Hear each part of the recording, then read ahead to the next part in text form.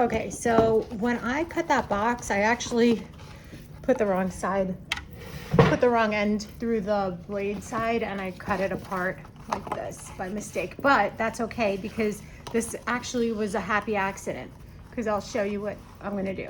So I had this other box, and I actually cut this the right way. When I put the other one through the cutter, I measured like here and cut here instead of measuring here and cutting here. So I wound up cutting it apart from the spine, but that's okay, because I had another box, and this spine is actually 2 inches and this one is just under, and this is gonna work out great, and I'll tell you why. So what I'm gonna do is I'm gonna quilt the cover here, and then I'm gonna glue it on here, and then I'm gonna do the same in the back.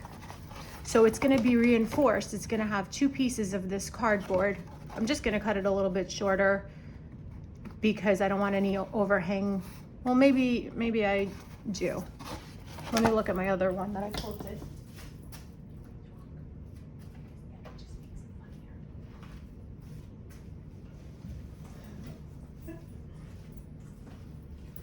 Okay, so here's one that I quilted.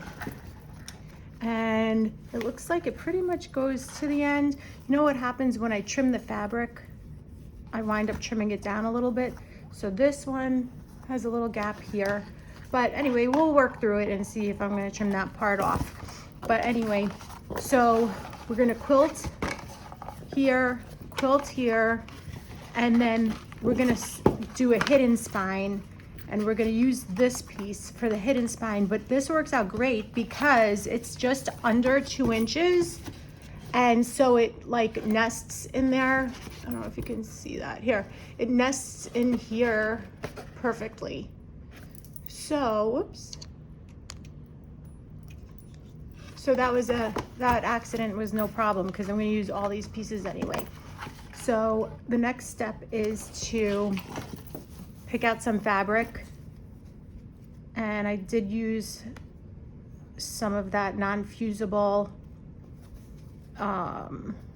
matting, I don't know what it's called, to make it a little more cushiony. So I'm gonna go ahead and grab some of that, and I'll be back.